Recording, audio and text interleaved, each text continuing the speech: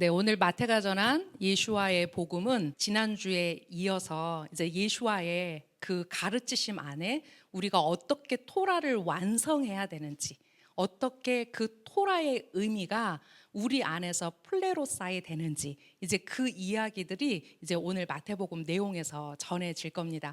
오늘 마태복음 주제는 두 개인데요. 32번 메시아의 토라입니다.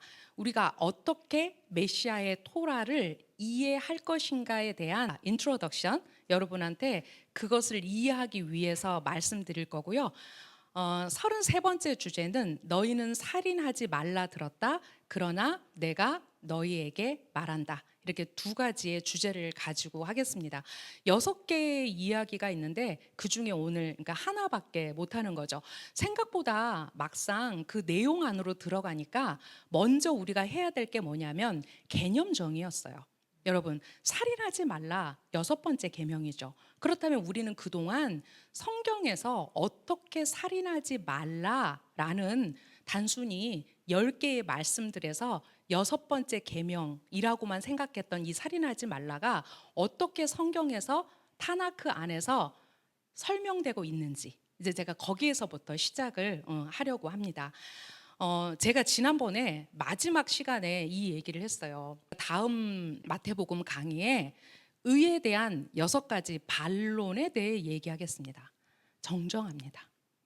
잘못 얘기했더라고요. 내용을 정의하다 보니까 이것이 지금 제자들에게 하시는 말씀인데 제 안에 자꾸 누구들이 들어오냐면 바리새인들이 들어와가지고 그 바리새인들을 가르치면 뭔가 바리새인들이 지금 너희들이 그렇게 하지 못하고 있으니까 내가 이렇게 말한다, 이렇게 우리가 생각할 수 있는 그 생각을 제가 했던 거예요. 근데 이번 주에 정말 낮에도 일하고 밤에도 일하고 새벽에도 일한 이 바쁜 와중에 제 머리 한쪽은 마태복음을 계속 하나님 어떻게 제가 마태복음에 대한 어떤 접근을 할까요? 늘 고민을 하거든요. 근데 그때 하나님이 새롭게 주신 주제입니다. 마태복음 5장 21절에서 48절은 토라의 본질과 하늘 왕국의 의. 그래서 제가 마지막 18번째 마태복음에서 내렸던 개념이 아니라 이제 21절에서 48절까지 토라의 본질과 하늘 왕국의 의가 무엇인지를 지금 예수와께서 말씀하고 계시다는 거예요. 근데 방향성을 우리가 이렇게 봐야만 정확하게 예수와의 말씀을 이해할 수 있다라는 거죠. 왜냐? 이유가 있어요. 첫 번째는 토라의 연속성이에요. 여러분, 타나크와 브릿 하다샤는 분리되고 다른 것이 아니라 하나입니다. 1층이 없는 2층은 없고 지붕이 없는 집은 없습니다. 그렇다면 우리가 사도 바울의 서신서가 바로 타나크에 있는 많은 이야기들을 푸샤트하고 레메즈하고 있다는 걸 우리가 알 수 있거든요. 그런 것처럼 토라는 구약, 신약 이렇게 이분법으로 가를 수 없다라는 거죠. 토라가 연속적이라면 그 6번째 계명이 어떻게 연속성상에서 이해되어져야 하는가, 그것이 중요하다는 거예요. 자, 두 번째는 이것을 단순히 반론이다 이렇게 얘기하면 지금 뭔가 네거티브한 요소가 들어가는 거죠. 근데 그게 아니라 이 토라의 연속성 안에서 예수와께서 토라가 가지고 있는 그 의미를 플레로사이, 지금 이루시고 채우시고 충만케 하는 그 과정을 우리에게 가르쳐 주고 계시다는 거예요. 그랬을 때 하나님께서 우리에게 원하시는 건 뭐냐면 바로 아도나이의 길, 데레크 하셴으로 우리를 인도하시고 그것이 바로 이제 메시아 왕국으로 가는 길목에 우리가 걸어야 될 길이고 그것이 이제 우리에게 주어질 올람 하바의 길이라는 거죠. 네, 그래서 이제 제목을 제가 정정을 했고 이제 이 관점에서 살인하지 말라, 여기서부터 이제 강의가 시작될 것 같습니다. 이번 주에 그 에레미야를 읽는데 제가 이 마태복음하고 어떤 점에서 제가 나누고 가야 되겠다 생각을 했어요. 근데 오늘 이제 우리가 토라 포션 시간에 이거에 대한 많은 이야기들이 나왔거든요. 자, 에레미야 7장 22절에서 23절에 이런 내용이 있습니다. 이는 내가 미츠라임 땅에서 너희 조상들을 나오게 한 날에 그들에게 올림제물과 희생제물에 관하여 말하지 않았고 오직 이 말을 그들에게 명령했다라고 했어요. 자, 뭐라고 얘기했어요? 내 소리를 들어라. 그리하면 나는 너희 하나님이 될 것이고 너희는 내 백성이 될 것이다. 그래서 너희는 너희를 좋게 하기 위하여 내가 너희에게 명령하는 모든 길로 걸어가야 한다. 이 모든 길, 이게 바로 데레크 하셴이죠. 토라의 길이죠. 네, 하나님이 우리에게 걷기를 원하시는 길이죠. 그렇다면 왜 내가 너희에게 올림제물과 희생제물에 관하여 말한 것이 아니다라고 하셨을까? 앞선 강의를 통해서 이제 이 하나님의 마음이 무엇인지를 우리가 배웠단 말이죠. 자, 그런데 출애굽기 19장 5절에서 6절 보니까 지금 어디에 서 있습니까? 이스라엘 백성이 이제 시바놀에 토라를 받는, 그들의 법을 받는 바로 그 시작점에서 하나님이 뭐라고 말씀하시냐면, 이제 너희가 내 소리를 잘 듣고 내 언약을 지키면 이라고 말씀하신다는 거예요. 그 올림제물들, 수많은 속죄와 속건제와 감사와 화목제, 그것이 중요한 것이 아니라 바로 내 자신이 코르반으로 드려지는 그 감사와 찬양 속에 하나님이 원하시는 것은 그 형식이 아니라 정신이었다. 그 행위가 아니라, 제사의 행위가 아니라 바로 그 안에 담겨진 우리가 어떻게 하나님 앞에 코르반으로 우리 자신을 드려야 되는지에 대한 그 본질을 가르쳐주고 계시다는 거예요. 이스라엘 백성에게 약속하시는 거예요. 그들에게 지금 뭘 맺고 있냐면, 우리가 이 말씀을 뭐라고 하죠? 그 남편이 아내에게 주는 케투바, 그렇죠? 혼인 증명서예요. 근데 혼인 증명서를 주면서 뭐라고 말씀하고 계세요? 이제 너희가 내 소리를 잘 듣고 내 언약을 지키면 이라고 말씀하신다는 거예요. 여러분, 그런데 이스라엘 백성들이 그랬나요? 아니죠. 이어지는 말씀, 에레미야 7장 24절에서 26절이 그들이 데레크 하셴을 걷지 않고 어떤 길을 걸었는지 말씀하고 계세요. 그러나 그들은 듣지 않았고 그들은 귀를 기울이지 않았으니 그들의 악한 마음과 고집들과 꾀들에 따라 걸어가며 등을 돌리고 얼굴을 향하지 않았다. 너희 조상들이 미츠라임 땅에서 나온 그날부터 이날까지 내가 너희에게 내 종인 모든 예언자를 매일 부지런히 보냈었으나 그들은 나를 듣지 않았고 그들의 귀를 기울이지 않았으며 그들의 목을 뻣뻣하게 하여 그들의 조상들보다 더 악을 행했다. 네, 우리가 여기서 이제 그 에레미야 선지자의 그 이스라엘 백성을 향한 그 내용들, 어떻게 말하고 있는지를 우리가 듣고 있지만, 여러분, 이거는 비단 그 에레미야 시대만, 이사야가 살았던 시대만, 하박국이 살았던 시대만 그랬던 것이 아니라 예수와께서 그 땅의 왕으로 오셨을 그 1세기 당시에 그 이스라엘의 모양입니다. 이스라엘이 처한 상황입니다. 여러분, 지금 성전에서는 그들이 하루에 2번 번제를, 올라를 올려드리고 있고, 그들의 희생 제사를 어떻게 하고 있다고요? 여전히 성전에서 그 제사가 동시에 이루어지고 있었다라는 거예요. 근데 과연 그들이 올려드리는 그 제사에 그 정신이 있었을까? 아니요. 제사장들은 어떻게 했다고요? 그 원형 경기장으로 달려가 그들이 그 로마의 문화에, 그 헬레니즘의 문화에 흠뻑 취해가지고 그들은 그 본질을 잊어버린 지 이미 오래된 상황이었어요. 자, 그때 누가 오셨어요? 예수와, 그 선지자이신 그분, 이제 하나님의 아들이신 그분이 오셔서 메시아의 토라, 그 토라의 본질에 대해서 지금 말씀하고 있다라는 거예요. 32번째 주제는 메시아의 토라입니다. 자, 이사야 51장 4절을 보면, 내 백성아 내 말을 경청하고 내 민족아 내게 귀 기울여라. 참으로 토라가 나에게서 나올 것이고 내 공의가 속히 민족들의 빛이 되게 할 것이다 라는 말씀이 있습니다. 유대인 현자들은 이 이사야 51장 4절을 기반으로 어떻게 말하냐면, 메시아가 오시면 새로운 토라를 우리에게 가르쳐 주실 것이다 라고 말씀하시는 바로 그 배경이 되는 말씀인데요. 이사야서 51장 4절에 근거한 미드라시 라바 레이기를 보면 새로운 토라가 나에게 나올 것이다, 이 말씀을 근거로 이렇게 말하는 거예요. 자, 미드라시 라바 전도서 11장 8절을 근거로 말하고 있는 글에서는 우리가 이 세상에서 연구하는 토라는 메시아의 토라에 비하면 아무것도 아니다, 이렇게 말하죠. 그 마지막 토라를 완성하시는 분이 바로 메시아가 될 거다라는 그들의 기대 안에 이런 말들을 한다라는 거예요. 자, 그렇다고 해서 우리가 지금 가지고 있는 토라가 새로운 토라로 바뀐다는 뜻은 아니다. 그렇죠? 아까 제가 앞에서 말씀드린 것처럼 타나크와 브릿하다샤를 분리할 수 없다라는 거예요. 유대교 신앙의 원칙 중 하나는 토라와 그 모든 계명이 영원하고 불변하다는 것이다. 그럼요. 타나크와 브릿하다샤가 절대 구약, 신약으로 나눌 수 있는 책이 아니라는 거예요. 왜? 구약과 신약으로 이 성경을 나눈 배경에는 사단의 음모가 있거든요. 왜? 이스라엘과 하나님과의 관계는 이미 구약에서 끝났다, 그 말을 하고 싶었던 거예요. 이제 새로운 언약의 중심은 바로 크리스텐덤이다, 이 말을 하고 싶은 거거든요. 큰 착각이죠.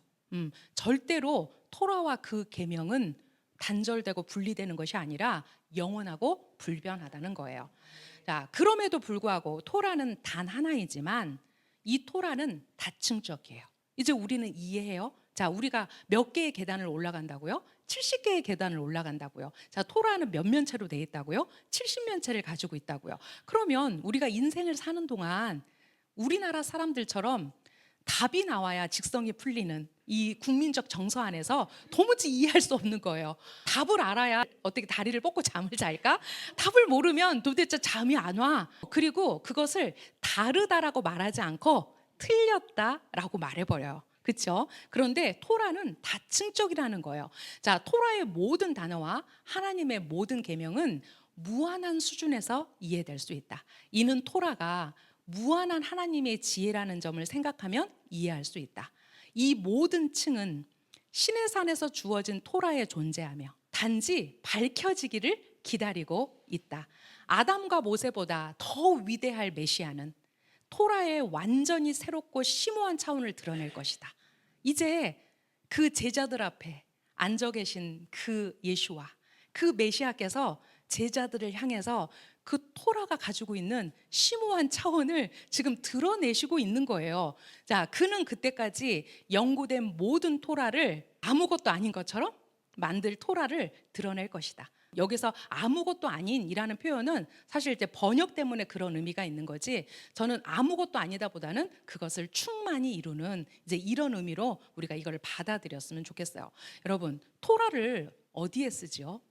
우리는 지금 이렇게 좋은 종이에 아무리 형광펜을 그어대도 다음 페이지가 멀쩡한 이렇게 좋은 종이로 성경을 보고 있지만 실제로 타나크, 토라는 양피지에 쓰여집니다. 양피지에. 자, 그래서 유대인들이 어떻게 말하냐면 토라는 검은 글씨와 흰 글씨로 되어 있다. 바로 그 양피지에 수많은 흰 글씨들이 쓰여 있다라는 거예요. 그런데 이 글씨들이 그 검은 글씨를 이해할 수 있는 다양한 층을 제공한다는 거죠.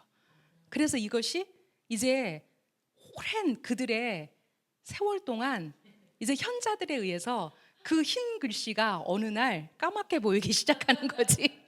어느 날 거기에 숨겨진 그 흰 글씨가 이 검은 글씨를 설명해 주는 거죠. 그래서 그들은 그 양피지와 거기에 쓰여진 글자를 모두 뭐라고 한다? 토라라고 한다. 근데 제가 그 레퍼런스를 쭉 읽고 있는데 그때 제 머리에 어떤 한 생각이 딱 왔냐면, 어린 양 예수와 하나님께서 그 죄를 범한 아담과 하에게 입히셨던 그 양의 가죽, 거기에 쓰여진 토라. 그래서 이 토라는 예수와 하마시아를 통해서만 우리가 이해할 수 있구나. 피로 쓰여진 타나크구나. 이게 제 안에 그냥 그 감동으로 그 글을 읽는데 와서 굉장히 또 제가 하나님께 감동을 받았잖아요. 그렇구나. 우리가 토라는 예수 하마시아라는 그 양의 가죽 위에서, 그 어린 양 되신 그분 안에서만 우리가 이 토라의 진면목을 알 수 있구나라는 생각이 들었어요. 언젠가 이제 그들의 눈에 그 흰 양피지가 예수와 하마시아로 보이길, 그 예수와 하마시아의 우리를 위해 죽으신 그 죽음의 가죽으로 보이길. 제가 잠깐 지금 이제 그 이스라엘의 상황이 너무 급박하게 돌아가니까 그들이 그 푸림의 축제를 즐기는 걸 보면서도 슬프고 또 많은 이야기들을 보면서도 슬프고 좀 그런 또 한 주였거든요, 이번 주가. 네, 이제 그들의 레퍼런스에서 이런 이야기들을 우리가 읽을 수 있습니다. 가장 심오한 것부터 가장 단순한 것까지 토라의 모든 차원은 하나의 지혜로 이루어진 층이다. 우리는 가장 심오한 수준을 연구하고 그에 따른 해야 할 일과 하지 말아야 할 일을 자동적으로 이해할 것이다. 여러분 이해되십니까? 자동적으로 이해될 것이다. 하나님이 왜 우리를 구별하시는가? 하나님이 왜 우리의 거룩을 요구하시는가? 우리가 그 거룩을 인정하고 그 거룩에 내 한 발을 띄었을 때 우리가 해야 할 일과 하지 말아야 할 일을 이제 마지막 때 그 물이 바다 덮음같이 온 땅의 모든 백성이 그의 토라를 아는 그날, 누가 누구에게 토라를 가르치지 않아도 그가 그 토라를 아는 그날, 그는 그 안에 이 하나님이 해야 할 일과 하지 말아야 될 일을 나누신 그 거룩의 차원을 알게 될 거라는 거예요. 시편 40편 5절에 하나님의 영광이 나타날 것이며 모든 육체가 함께 하나님의 입이 말씀하시는 것을 보게 될 것이다. 저는 이사야 40장 5절을 읽으면서 그 지금 제자들을 앞에 놓고 말씀하시는 예수와의 모습이 떠올랐어요. 그 하나님의 입이 지금 말씀하신, 육신이 되어 오신 그분을 통해서 말씀하시는 것을 누가? 그 탈미딤들이, 그 제자들이 보고 있잖아요. 네, 그 일이 실제적으로 그분의 일 가운데 지금 일어나고 있다라는 거예요. 자, 그렇다면 보상인가 축복인가? 그들은 하나님께 말씀을 받았어요. 무엇보다도 말씀을 맡은 백성이에요. 그들이 가지고 있는 어떠한 생각 가운데 왜 예수와께서 동족 랍비인 그 바리새인들을 그렇게 힐랄하게 혼내셨을까? 예수와의 마음은 사랑이다. 왜? 그들이 그 하나님의 뜻을 알기를 원하는 그 사랑에서 나오는, 그들을 바른 길로 인도하시려는 그 예수와의 마음이다. 이것을 바로 마태복음에 너무 많이 반유대주의적 요소가 있는데 그게 바로 예수와의 라시온하라다. 이렇게 말하는 정신 나간 어떤 사람이 실제로 있어요. 그게 아니라 예수와께서 정말 사랑으로 그들을 지금 말씀하고 계시다는 거예요. 자, 보상인가 축복인가? 나는 토라의 미츠보트를 이행하고 그 지혜를 연구하여 토라에 기록된 축복을 받거나 다가올 말씀의 생명을 얻을 것이다. 그리고 나는 토라에 기록된 저주에서 벗어나거나 다가올 세상에서 끊어지지 않기 위해 토라에서 금지한 죄를 삼갈 것이다. 유대인들 중에 이렇게 생각하는 사람이 있었을까요? 없었을까요? 이거는 우리 기독교 안에는 아주 만연하는 생각이죠. 하나님의 어떤 그 일들, 뭔가 실행을 통해서 그 나에게 어떤 보상, 어떤 축복이 있을 거라고 생각했던 것이 사실 우리 과거의 우리 모습이에요. 나는 토라의 미츠보트를 이행하고 그 지혜를 연구하여 토라에 기록된 축복을 받거나 다가올 말씀의 생명을 얻을 것이다.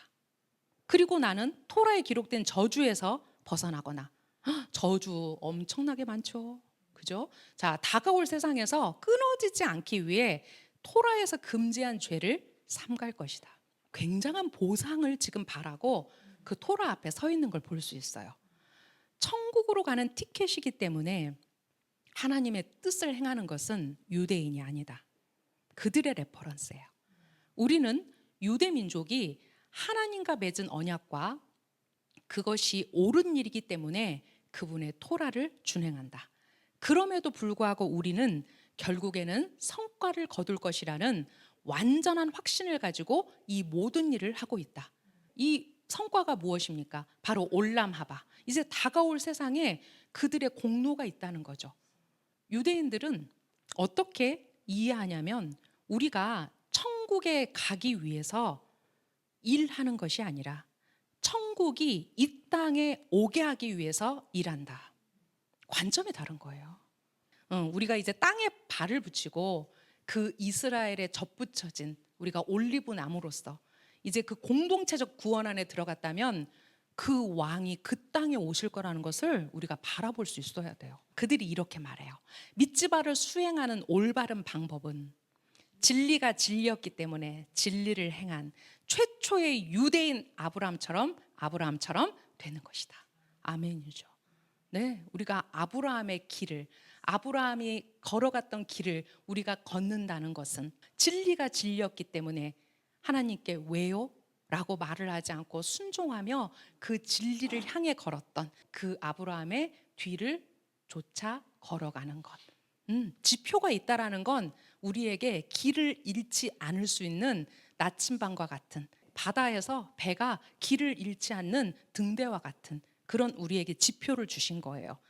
마지막 티쿠는 메시아 시대에 일어날 것이며 미tz바와 토라 연구를 통해 일어날 것이다. 여러분, 우리가 마지막 티쿠는요, 메시아가 오시면 이제 완성될 거예요.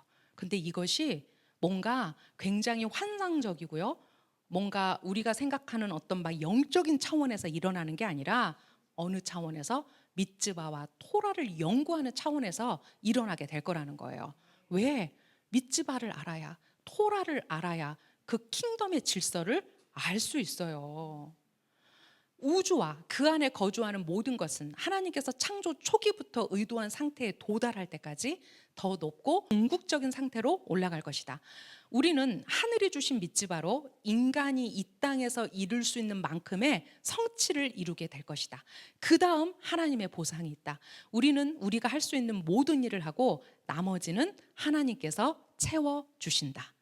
여러분, 이 말씀을 가지고 오늘 이 마태복음 말씀을 여러분이 이해하셔야 돼요. 이 예수와의 5장부터 7장까지의 이야기를 우리 기독교에서 가르칠 때 뭐라고 가르치죠? 강화라는 표현을 써요. 예수와의 강화라는 표현을 쓰는데 그 강화라는 말 안에 어떠한 의도가 들어있냐면 오히려 우리가 죄인이라는 사실을 더 깨닫게 하기 위해서 예수와가 사람이 지킬 수 없는 토라의 법을 말하고 있다. 그래서 우리는 이 강화를 통해서 우리의 죄를 깨닫는 것만으로도 족하다. 그렇게 배웠어요. 그렇게 말했어요. 우리는 지금 이제 토라의 여정 가운데 있기 때문에 지금 예수와께서 어떻게 그 토라를 플레로사이 하는 그거를 우리는 그 관점으로 지금 예수와의 말씀을 보고 있기 때문에 이것이 그렇게 안 느껴지는 거예요. 우리의 죄를 더 드러내기 위한 강화라고 말한다라는 거예요. 충분히 저는 그럴 수 있을 거라고 생각해요. 왜냐하면 우리가 이걸 읽다 보면 실제로 굉장한 고민에 빠지거든요. 진짜 그 바쁜 와중에도 내가 어떻게 이 말씀을 가지고 하나님, 제가 당신 앞에 서겠습니까? 난 너무 부끄럽고 내가 가르치는 자가 되려면 이거를 하나님 제가 행해야 되지 않겠습니까? 참 그 고백을 계속하면서 이 마태복음을 계속 고민을 했거든요. 근데 이 말씀이 저에게 굉장히 위안이 됐어요. 너희는 이 땅에서 이룰 수 있을 만큼만 성취하면 돼. 그러면 메시아 그분이 오셔서 하나님께서 그 일을 채워주실 거야. 나 못해요. 하나님, 내가 그걸 어떻게 해요? 내가 저 원수를 어떻게 용서해요? 내 가슴에 못을 박았는데 하나님 어떻게 용서해요? 그렇게 하나님한테 말하는 거하고, 하나님, 제가 용서할 수 없지만 당신이 용서하라 하시니 제가 용서하겠습니다. 도와주세요. 하나님, 제 마음을 도와주세요. 제가 그렇게 할 수 있도록 용기를 갖게 해주세요. 제가 그렇게 할 수 있도록 제 안에 하나님의 헤세드를 부어주세요. 이렇게 설 수 있다라는 거죠, 우리가. 그죠? 그 마음을 가지고 하나님께 우리의 생각과 우리의 마음 깊숙한 것을 올려드리면 그분이 우리의 마음을 아신다고요. 자, 33번째, 너희는 살인하지 말라 들었다. 그러나 내가 너희에게 말한다. 여러분, 살인이 뭘까요? 미워하는 거. 좀 구체적으로 뭐가 살인이에요? 이제 가장 근본적인 것부터 우리가 이제 배워 나가는 거예요. 성경에서 이제 살인을 뭐라고 말하고 있는지에서부터 제가 이 살인하지 말라 이거를 이제 얘기할게요. 자, 마태복음 5장 21절에서 22절 말씀을 먼저 읽겠습니다. 너희는 우리 조상들이 살인하지 말라 하는 말씀과 살인하는 자는 심판의 대상이 될 것이라는 말씀을 받았다고 들었다. 그러나 내가 너희에게 말한다. 형제에게 분노를 품는 자는 심판의 대상이 될 것이고 형제에게 쓸모없는 자라고 하는 자마다 사내들인 앞에 불려갈 것이고 어리석은 자라고 하는 자마다 개인놈의 불타는 형벌을 초래할 것이다. 네. 이제 21절부터 22절까지의 내용이 살인하지 말라 들었다. 그러나 내가 너희에게 말한다. 이제 이 내용을 포함하고 있죠. 데이비드 에치스턴이 그의 커멘터리에서 그러나 내가 너희에게 말한다를 우리가 어떻게 이해해야 될 것인지에 대한 이야기를 하고 있어요. 먼저 우리가 그것을 보겠습니다. 토라의 의미를 완성하는 6개의 미츠보트는 모두 그러나 내가 너희에게 말한다로 시작한다. 그러나로 번역된 헬라어 단어가 대라는 단어인데요. 이게 그러나, 그리고, 더구나 이렇게 번역될 수 있는 단어입니다. 여기서 그러나는 너희는 들었다라고 한 것을 반박하거나 대조하려는 것이 아니다. 예수와의 그러나는 청중이 잘못된 것을 들어서 예수와께서 고쳐주려고 하시는 게 아니라 그들이 이미 들은 그 토라의 충만한 의미를 완성하고 채워준다로 번역할 수 있다. 먼저 그 관점이 바뀌어야만 이게 반론이 아니라 그 토라의 충만함을 이해하는 단계로 가는 길이라는 것을 우리가 알 수 있다는 거예요. 제6계명 살인하지 말라. 10개의 말씀들, 우리가 10계명이라고 부르는 말씀은 서로 짝을 이룹니다, 여러분. 자, 1계명부터 5계명까지가 한 개의 돌판에 쓰여 있었죠. 또 6계명부터 10계명, 10번째 계명까지가 한 돌판에 쓰여 있었어요. 근데 이 서로 계명이 마주보고 있다라는 거예요. 6계명은 1계명과 마주보고요. 2계명은 7계명과 마주보고요. 그리고 그것을 유대인들에게 왜 이것이 마주보는 계명인지를 배우면 우리가 충분히 이해할 수 있는 내용들이 그 안에 있습니다. 오늘 이 6계명이 왜 1계명과 마주보고 있는지를 먼저 살인하지 말라가 무엇인지에 대해서 우리가 배우면서 한번 보겠습니다. 민수기 35장 16절에서 18절을 보면요, 이렇게 쓰여 있어요. 그러나 만일 철기구로 어떤 사람을 쳐서 그가 죽였으면 그는 살인자다. 그 살인자는 정령 죽임을 당해야 한다. 그리고 만일 사람을 죽일 만한 돌을 손에 들고 어떤 사람을 쳐서 그가 죽었으면 그는 살인자다. 그 살인자는 정령 죽임을 당해야 한다. 또는 사람을 죽일 만한 나무기구를 손에 들고 어떤 사람을 쳐서 그가 죽었으면 그는 살인자다. 그 살인자는 정령 죽임을 당해야 한다. 피해 복수자는 그 살인자를 죽일 수 있다. 네, 우리가 민수기 35장은 이 16절 앞으로 18절 뒤로 이 살인과 관련된 이야기들이 집중적으로 되어 있습니다. 지금 민수기 35장 16절에서 18절을 읽으니까 어떤 사람을 죽였어요. 근데 구체적으로 나오죠. 만일 철기구로 어떤 사람을 쳐서 죽였으면, 만일 사람을 죽일 만한 돌을 손에 들고 죽였으면, 사람을 죽일 만한 나무 기구를 손에 들고 어떤 사람을 쳐서 죽였으면 이라는 표현이 나와요. 이 사람들을 뭐라고 성경은 말하고 있냐면 살인자다라고 말하고 있어요. 그리고 그 살인자들은 반드시 피해 복수자에 의해서 죽을 수 있다라고 말했어요. 어떤 살인인가요? 그렇습니다. 고의적 살인입니다.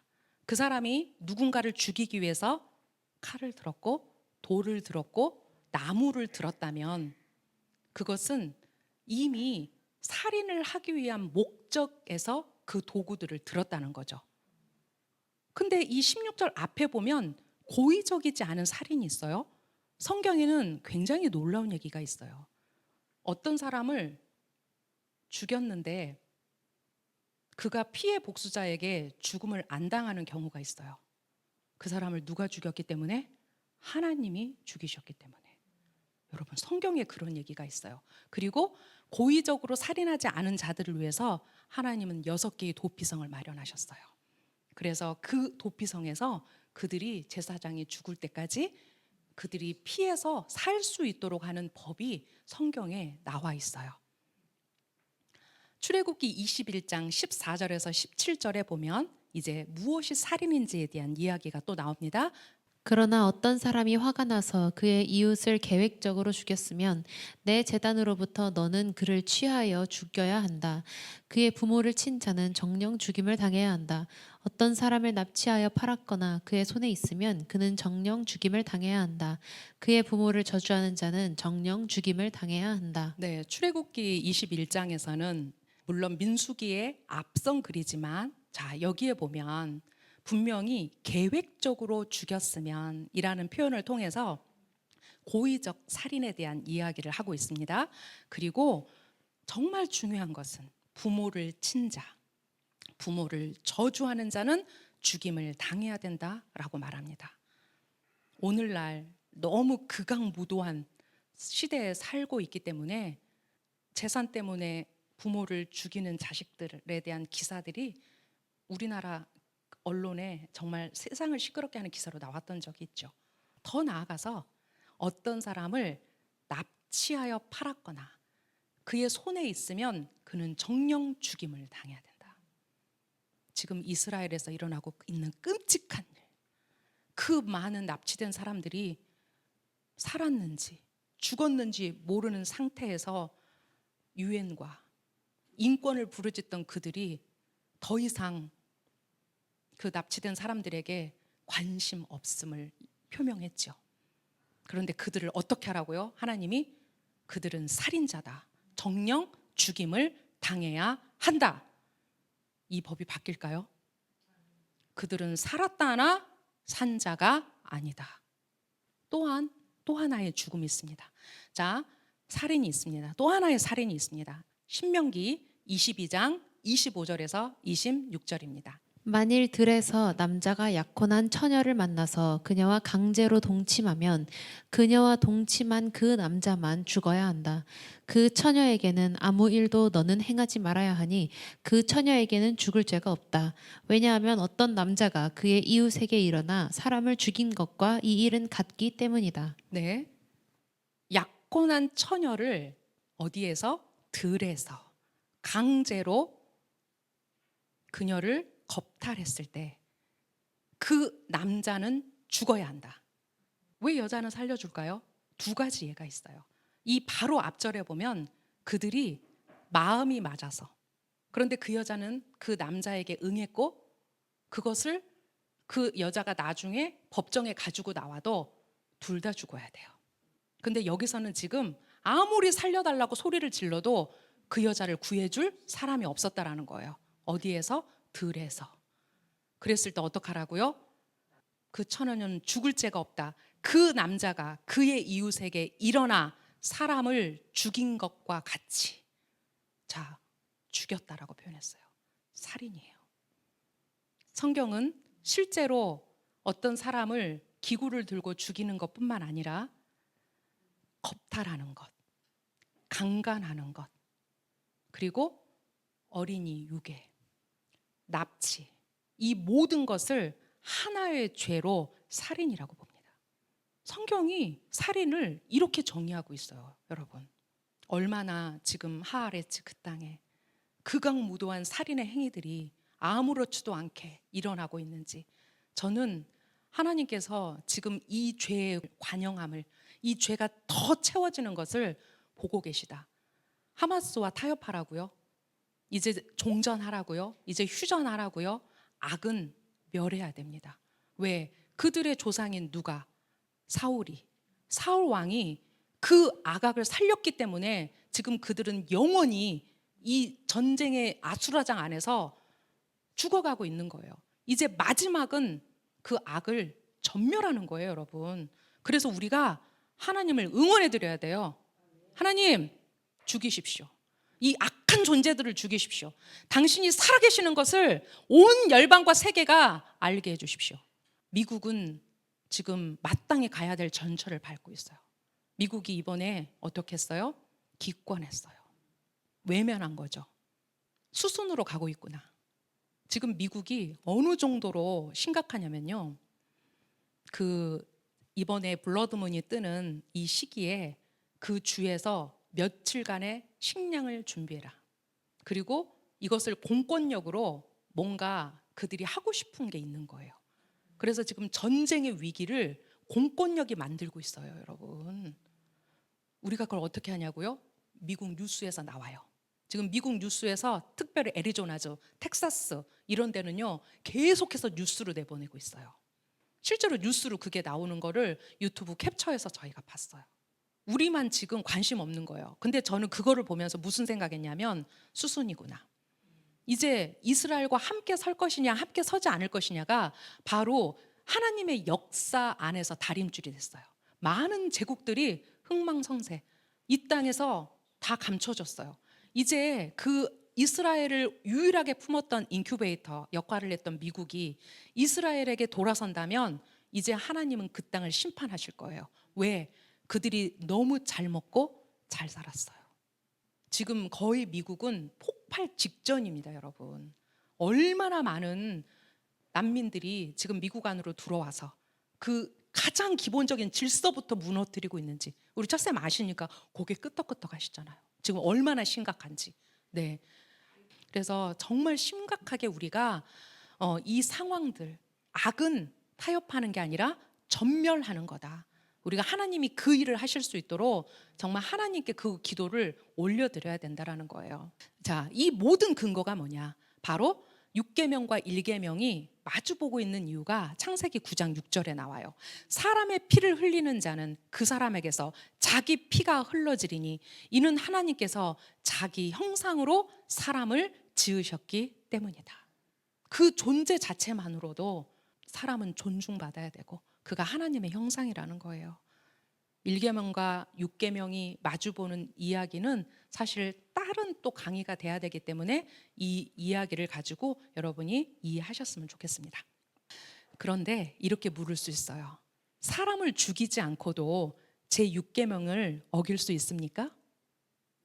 그럼요. 그죠? 이제 우리는 충분히 알았죠. 근데 이것을 물리적이고 문자적으로 나 사람 안 죽였는데, 나 살인 안 했는데 이렇게 말할 수 있다라는 거죠. 어떤 한 사람이 이렇게 물을 수 있잖아요. 저는 살인 안 했는데요. 그 청년이 그랬어요. 다 지키고 나 따라와라. 그러니까 뭐라고 했어요? 저 다 지켰는데요. 그렇게 얘기했잖아요. 자, 누군가 이 질문을 한 것에 대해서 예수와께서 이렇게 대답하셨어요. 형제에게 분노를 품는 자는 심판의 대상이 될 것이고, 요한 1서 3장 15절에 보니까 자기 형제를 미워하는 자는 누구나 살인자입니다. 살인자는 누구나 그 안에 영생이 거하지 않는다는 것을 여러분은 압니다. 왜냐? 증오와 미움은 살인이기 때문에 그래요. 여러분, 증오와 미움이 살인이 아니라고 말할 수도 있어요. 뭐 좀 미워하면 어때? 내가 좀 증오하면 어때? 그런데 우리는 성경을 통해서 그 증오가 결국 살인이라는 결과를 낳는 그 예를 볼 수 있어요. 바로 자기 형제를 죽인 가인이에요. 그 가인의 분노와 그 증오는 결국 그의 동생인 아벨을 쳐 죽였어요. 그 마음속에 있는 분노와 증오는 살인은 한 번으로 끝날 수 있으나 1년 12달 죽일 수 있어요. 레위기 19장 17절에서 18절, 이제 우리가 레위기에서 이 법에 대해서 배우게 될 거예요. 이렇게 하나님이 말씀하셨어요. 너는 내 형제를 내 마음으로 미워하지 말아야 한다. 너는 내 이웃을 정녕 책망해야 된다. 그래서 내가 그것 때문에 죄를 짊어지지 말아야 한다. 너는 내 백성의 자손에게 복수하지 말고 노를 간직하지 말며 내 이웃을 너 자신처럼 사랑해야 한다. 나는 아도나이다. 세상에서 가장 어려운 말씀. 사랑은 감정이에요. 청소하면 돼요. 사랑해. 감정이 내 마음대로 되나요? 참 어려운 거예요. 내 감정을 들여 하나님께 복종한다라는 것이 참 어려운 미츠보트예요. 미워하지 말고 책망해라. 그래야 내가 그것 때문에 죄를 짊어지지 않는단다. 이제 이 레위기 토라 포션에서 우리가 이것을 더 깊이 배우게 될 거라고 생각합니다. 두 번째 말씀하셨어요. 형제에게 쓸모없는 자라고 하는 자마다 사내들인 앞에 불려갈 것이고 쓸모없는 자가 우리 개역 개정에 라가라고 번역되어 있어요. 라가라고 하는 자마다. 근데 라카예요. 무슨 뜻이라고요? 머리가 빈, 무가치한, 돌대가리, 무용지물. 형제에게 야, 이 돌대가리 같은 X야, 사내들인 앞에 불려갈 거래요. 그래도 여기까지는 어떻게 회개의 기회가 있을까? 무엇을 말씀하시는 걸까? 레위기 25장 17절에 이런 말씀이 있습니다. 너희는 이웃끼리 서로 억압하지 말아야 하고 내 하나님을 경외해야 한다. 왜냐하면 나는 너의 하나님 아도나이기 때문이다. 여러분, 유대인들의 레퍼런스 안에서 이 레위기 라바가 뭐라고 말하고 있냐면 서로 억압하지 말아야 하고의 억압이 언어적 학대랍니다. 언어적 학대의 차원에서 이것을 아주 긴 글로 미드라시 안에서 제가 읽었는데요. 뭐 여기에까지는 그렇게 실을 만큼의 중요성은 없었어요. 자, 그런데 여러분, 우리가 오늘날 얼마나 많은 언어 폭력 안에 사는데요. 우리가 얼마나 많은 언어 학대 안에 사는데요. 이제 그것이 단순히 말로만 되어질 때는 어떻게 공중에 날아갈 수 있으나 이제 그것이 댓글이라는 이름으로 사람을 죽이는 살인의 용도로 사용된다라는 거예요. 이 언어의 학대. 이제 이 언어의 학대를 보시고 이 말씀을 읽어 보십시오. 형제에게 야, 이 무가치한 놈아. 형제에게 야, 이 머리가 텅 빈 놈아. 그래서 우리가 이런 언어적 학대, 이것이 실제로 하나님 앞에 얼만큼의 무게감이 있는지 생각해야 된다는 거예요. 마태복음 15장 18절에서 19절에 보면 입에서 나오는 것들은 마음에서 나오는 것들이니, 물론 이 앞에는 이제 그 예수와의 다른 이야기들이 있어요. 그런데 마음에서 나오는 것들이 사람을 더럽힌다라는 거예요. 자, 우리 마음에서 우리 안에 있는 수많은 이 라숀 하라들, 우리 안에 있는 수많은 에제라라들, 우리 안에 있는 수많은 클리파들 안에서 인간에게 나올 수 있는 것은 악한 생각과 살인과 간음과 음행과 도둑질과 거짓 증언과 비방이라는 거예요. 자, 이 말씀 앞에 저는 간음 안 했는데요. 저 음행 안 했는데요. 저 도둑질 안 했는데요. 이렇게 말할 수 있는 사람이 없다라는 거죠. 왜냐하면 지금 예수와께서 무엇을 말씀하고 계신가? 그 토라가 가지고 있는, 그 토라가 의미하는 살인하지 말라라는 말 안에서 우리가 어디까지 이해하고 어디까지 토라의 말씀을 미츠보트로 지켜내야 하는가, 이제 그것까지 말씀하고 있다라는 거예요. 그 다음에 이렇게 말씀하셨어요. 어리석은 자라고 하는 자마다 개인 놈의 불타는 형벌을 초래할 것이다. 이 어리석은 자는 모레 또는 모로스, 이렇게 두 가지의 그리스어로 말할 수 있는데요. 모레는 미련한 놈, 반역자, 이단자. 모로스는 바보, 어리석은, 둔하고 멍청한 이라는 뜻이에요. 그런데 벌이 커요. 개인 놈의 불타는 형벌을 초래할 거래요. 아까는 단순히 끌려가, 그죠? 그냥 그 재판장에 끌려가는 정도였는데 이제 점점점 수위를 높여가면서 예수와의 입에서 개인놈, 개인나라는 얘기가 나오고 있는 거예요. 모레와 모로스, 이 의미가 갖고 있는 의미를 우리가 어떻게 이해해야 할 것인가? 공개적으로 다른 사람을 모욕하는 사람은 마치 피를 흘리는 것 같다. 앞에서 라카, 여기는 개인 대 개인이에요. 그럴 수 있죠. 나를 기분 나쁘게 하는 사람한테 개인 대 개인으로 라카 욕할 수 있어요. 근데 이제 더 나아가서 예수와께서 어리석은 자라고 말을 할 때는 이것이 공개성이라는 거예요. 공개적으로 다른 사람을 모욕하는 사람은 마치 피를 흘리는 것 같다. 왜요? 바바 맷제 58b에서 이렇게 말했어요. 굴욕을 당한 사람이 얼굴을 붉힌 후에 붉은색이 그의 얼굴에서 사라지고 그 자리에 창백함이 생기는데 이는 그의 피를 흘리는 것과 같다. 다른 사람을 모욕하지 않도록 경계해야 한다. 네, 우리가 어떤 사람이 나를 모욕하면 얼굴이 어떻게 돼요? 벌겋게 되다가 이제 하얗게 변하죠. 창백해지죠. 그 유대인들의 레퍼런스 안에서 그 사람이 피를 다 흘린 것처럼 죽게 만든다는 의미에서 이것을 살인에 비유했어요. 살인하는 거와 같다라고 얘기했어요. 누가 게헨나로 내려가는가? 같은 내용 안에 이걸 정리하고 있어요. 첫 번째, 유부녀와 동침하는 자. 제가 다음 시간에 간음하지 말라라고 너희는 들었다. 이제 이 이야기에서 신명기 22장 22절 이 이야기는 할 거기 때문에 유부녀와 동침하는 자 첫 번째. 자, 두 번째 누구라고요? 다른 사람을 경멸적으로 부르는 사람. 자, 예수와의 말씀에서 라카. 근데 이거를요, 다른 사람 앞에서 진짜 멍청해. 자, 이렇게 하면 뭐가 된다라는 거예요? 공개적으로 다른 사람을 모욕하는 게 된다라는 거야. 예수와의 그 살인하지 말라의 그 타나크에 있는 내용이 그대로 더 구체적으로 말하여지고 있다라는 거예요. 다른 사람을 경멸적으로 부르는 사람, 공개적으로 다른 사람을 모욕하는 사람이 바로 게헨나로 내려갈 새 부류의 사람이다. 이 얘기를 그들의 탈무드 안에서, 그들의 미드라시 안에서 하고 있더라는 거예요. 예수와는 유대인이셨어요.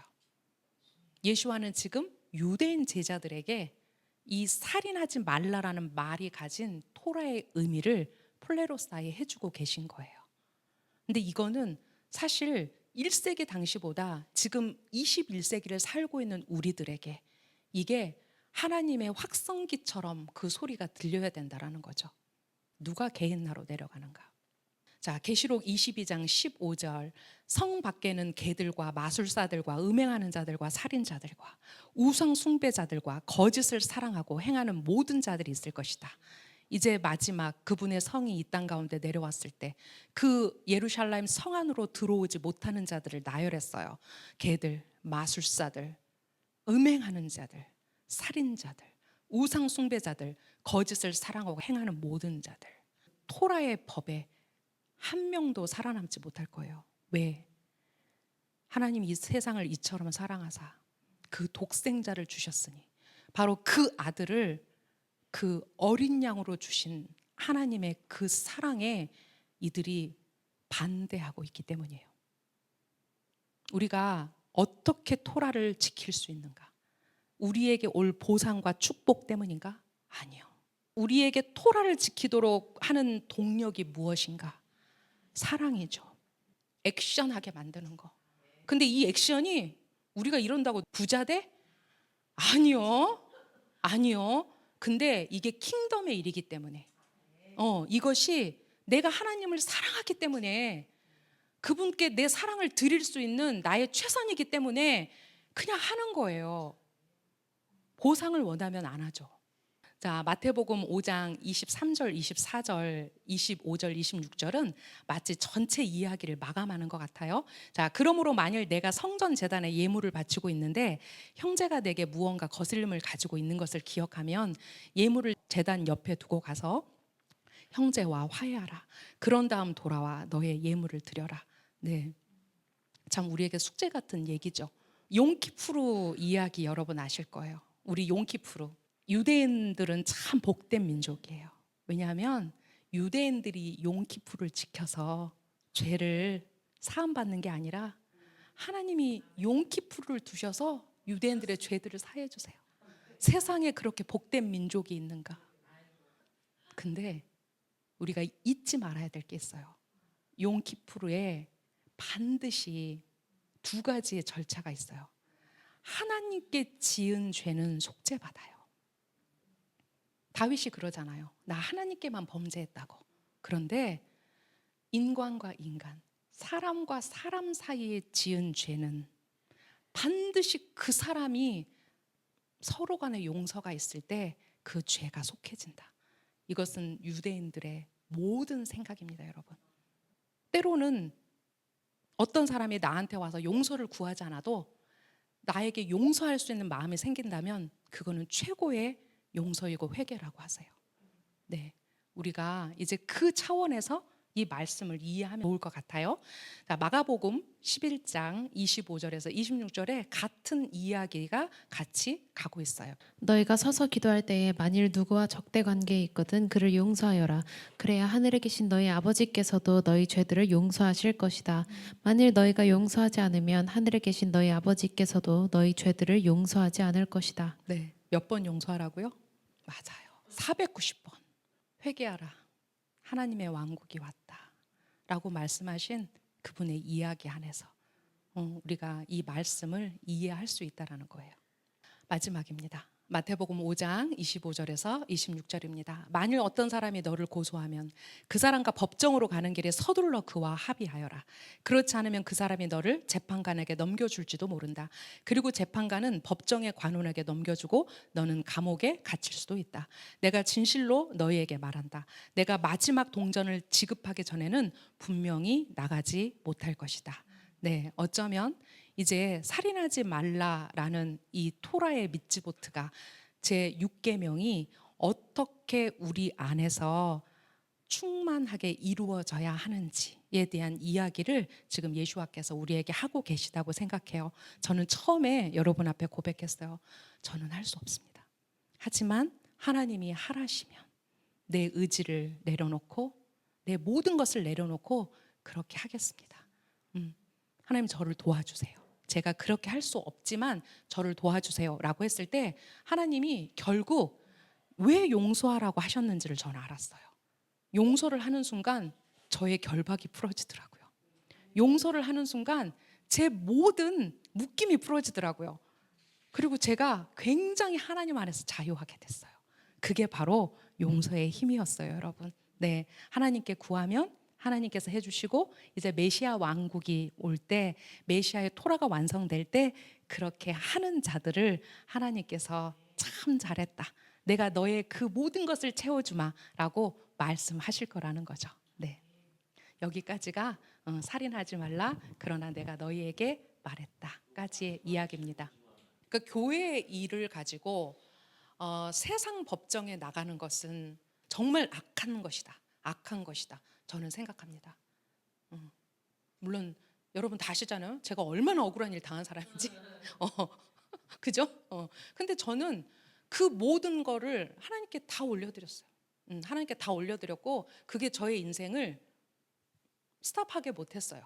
오히려 네, 저는 정말 악하다고 생각합니다. 교회 일을 법정으로 세상 법정으로 가서 하나님의 일을 세상의 판사가 판결하도록 한다라는 것은 그 사람들에게는 하나님이 없다. 없다라고 생각합니다, 여러분. 네, 저도 이걸 생각하면서 참 그 생각 많이 하면서 이 강의 준비했거든요. 네, 그 예수와의 이 말씀 안에 얼마나 많은 정말 우리가 이 세상을 살아가는 실제적인 미츠보트가 있는가. 우리가 그분의 토라 앞에 어떻게 서야 할 것인가. 기도하고 마치겠습니다. 아도나이시여, 당신의 천막에 누가 우거하겠으며 당신의 거룩한 산에 누가 거주하겠습니까? 완전하게 걸어가고 의를 행하며 자기 마음에 있는 진리를 말하고 자기 혀로 험담하지 않으며 자기 이웃의 악을 행하지 않고 자기 친지를 비난하지 않으며 망령된 자를 자기 눈으로 멸시하고 아도나이를 경외하는 자들을 존경하며 해로운 맹세를 했어도 바꾸지 않고 이자를 받으려고 자기 돈을 주지 않으며 죄 없는 자에 대한 뇌물을 받지 않는 자니 이렇게 행하는 자는 영원히 흔들리지 않을 것이다. 아멘. 이스라엘 하나님 감사합니다. 우리가 오늘도 이 말씀의 다림줄을 붙들고 하나님 말씀에 순복하고 말씀을 준행하며 나가기를 당신 앞에 올려드립니다. 우리의 연약함을 아시는 당신께서 우리를 붙들어 주시고 우리가 토라를 진정 우리의 기쁨으로 당신을 향한 사랑으로 우리가 지켜내고 살아내고 지킬 수 있도록 주님 우리를 이끌어 주십시오. 그렇게 하실 이스라엘의 하나님을 찬양합니다. 베셈 예슈아 하마시아 아멘.